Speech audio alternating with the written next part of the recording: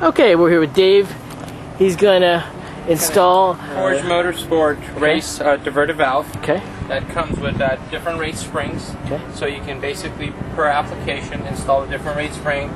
And also, it comes with replacement diaphragms. So when your diaphragms do go out, you can replace them with new ones, as well as hose clamps made in the UK. Unbelievable. All right. So we've selected for this particular application to go with the yellow spring. I'm going to go ahead and put it into the race diverter valve. Okay. Put the cap on and twist it on. It's okay. Is the yellow simply a choice of color, or does that designate the rate? The rate. Okay. It's blue. It's green, blue, and yellow. And blue being the softest, and yellow being the strongest spring. Right, because you're trying to keep the most boost in. Correct. Now we're going to go ahead and set this aside for right now. We've got the spring in there and it's ready. We're going to go ahead and start with the dismantling of the stock piece and taking the original diverter valve out of the car. Yeah, so here we go. We're going to remove the stock diverter valve. That's right. We have 4 screws in order to remove the engine cover. Place a screwdriver, give it a half a turn on each one, and it will simply pop up. It might not pop up right away, but if you give it a little shake, it will slide right off. Okay. We set that aside. Now, here is the factory diverter valve, as you can see.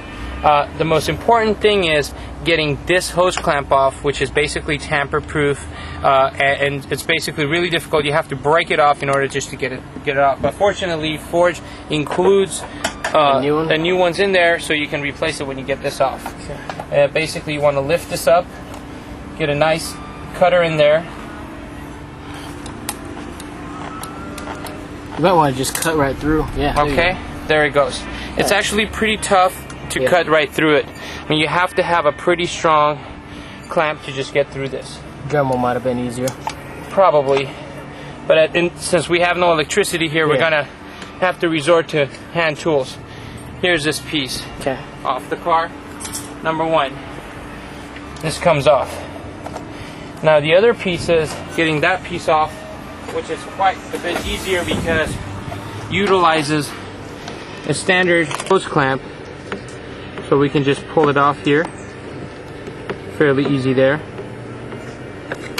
and then slips right off. The last piece is removing this.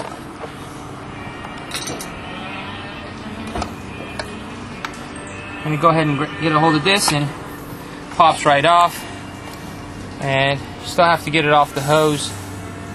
So we're going to go ahead and, like you said,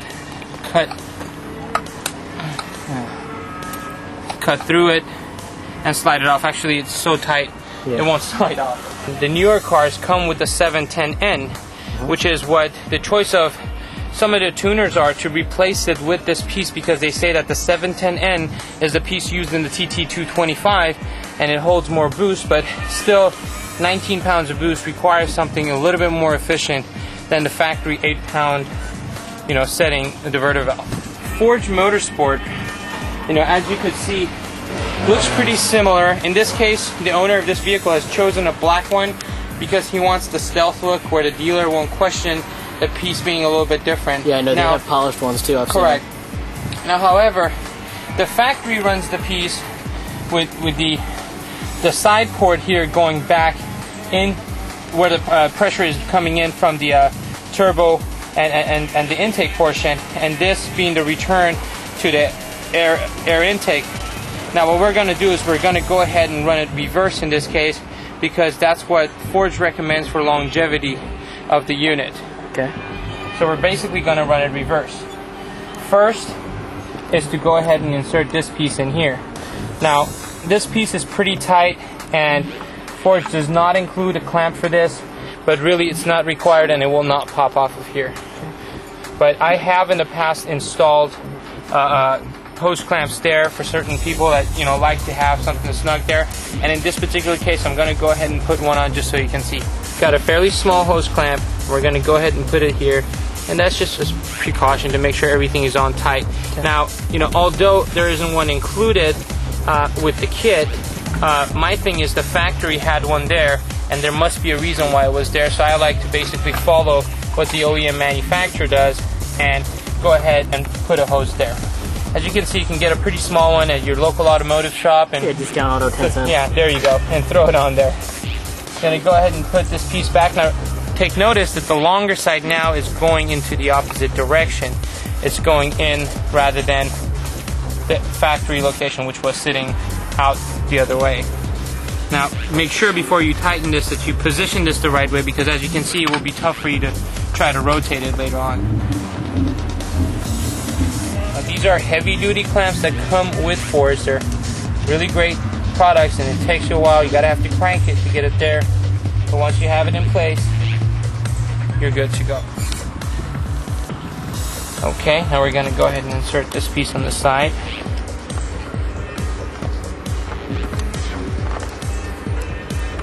And make sure you get it all the way in to the end.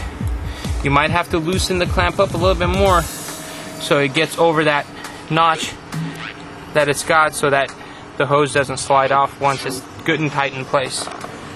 Okay, I believe we barely made it here. Yep, and we're in.